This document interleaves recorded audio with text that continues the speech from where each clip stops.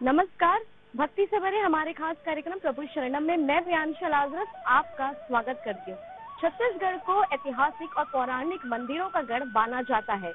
आज हम पहुँचे हैं छत्तीसगढ़ की राजधानी रायपुर में स्थित गायत्री नगर के श्री जगन्नाथ मंदिर में। यहाँ से हम आज आपको दर्शन कराएंगे भगवान श्री जगन्नाथ के। तो चलिए मेरे साथ।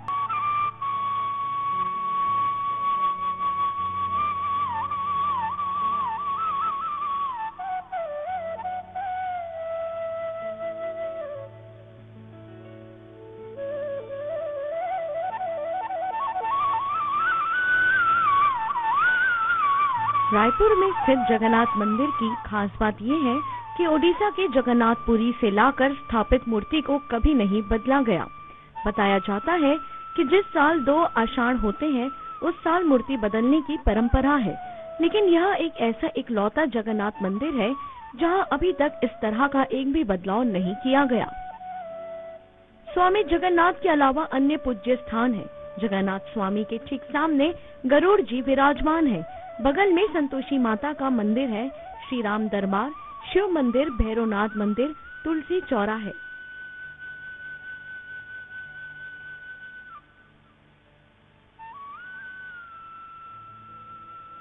परिसर में ही दक्षिणमुखी हनुमान और संकट मोचन हनुमान जी का मंदिर समेत 11 स्थान है जहां पूजा अर्चना करने के लिए हजारों भक्त आते हैं।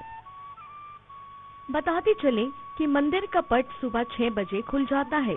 आरती सुबह 8 से 9 बजे के बीच होती है। फिर भगवान को भोग प्रसादी लगाकर शायन कराते हैं। फिर शाम 4 बजे मंदिर का पट खोला जाता है, जहां शाम 7:30 बजे की आरती होती है।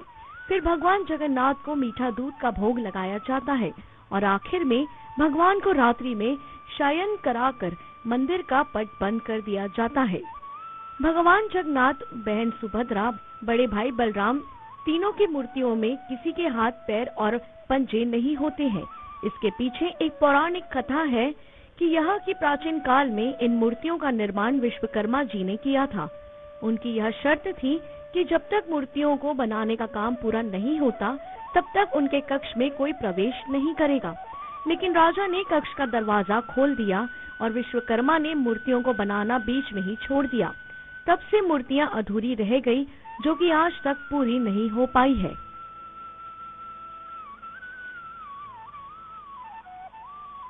आपको बता दें कि इन मूर्तियों को ओडिशा के नीम की लकड़ियों से बनाया गया है। पूरी मंदिर में आचार्यों ने विधिवत भगवान जगन्नाथ, भैया बलभद्र और बहन सुभद्रा की मूर्तियों की प्राण प्रतिष्ठा संपन्न कराई थी।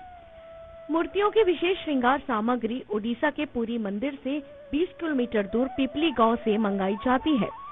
रथ यात्रा से पहले मंदिर के पुजारी यह सामग्री लेकर आते हैं। ओडिशा के पुरी स्थित मंदिर में जिस तरह 3 अलग-अलग रथ पर भगवान को, उनके बड़े भैया और बहन को विराजित कर रथ यात्रा निकाली जाती है, ठीक उसी तरह छत्तीसगढ़ का भी यह पहला मंदिर है जहां 3 रथ पर यात्रा निकलती है। भगवान जगन्नाथ के रथ को नंदी घोष एवं बड़े भैया बलभद्र के रथ को ताल ध्वज तथा बहन सुभद्रा के रथ को देव दलहन रथ कहा जाता है। सबसे आगे बलराम जी का रथ, बीच में सुभद्रा जी का और आखिरी में जगन्नाथ जी का रथ निकाला जाता है। यात्रा के पश्चात मूल मंदिर के नीचे भूतल पर भगवान 10 दिनों के लिए विराजते हैं, जिसे मौसी का घर यानी गुंडीचा मंदिर कहा जाता है। मंदिर में मुख्य द्वार से प्रवेश करते ही महाभारत के उल्लेखित भगवान श्री कृष्ण द्वारा अर्जुन को दिए गए गीता उपदेश का दृश्य पेश करती झांकी आकर्षण का केंद्र है। पत्थर से निर्मित रथ को खींचते घोड़े और उस पर सारथी के रूप में श्री कृष्ण और पीछे अर्जुन की प्रतिमा दर्शनीय है। कोई भी भक्त भगवान जगन्नाथ को खिचड़ी और व्यंजनों का भोग लगा सकता है। इसके लिए पहले से बुकिंग करानी पड़ती है। भगवान को भोग के अलावा परिवार, रिश्तेदार, मेहमानों अथवा जितने भी सदस्यों को भोजन करवाना हो उसकी बुकिंग कई दिनों पहले करवानी पड़ती है। मंदिर में कई भक्त ऐसे आते हैं जो अपने परिवार के सदस्यों के जन्म दिवस अथवा अन्य शुभ मौकों पर भगवान को भोग लगाने और भोजन प्रसादी लेने बुकिंग करवाते हैं। छत्तीसगढ़ राज्य निर्माण के दौरान गायत्री नगर में जगन्नाथ मंदिर की आधारशिला रखी गई थी।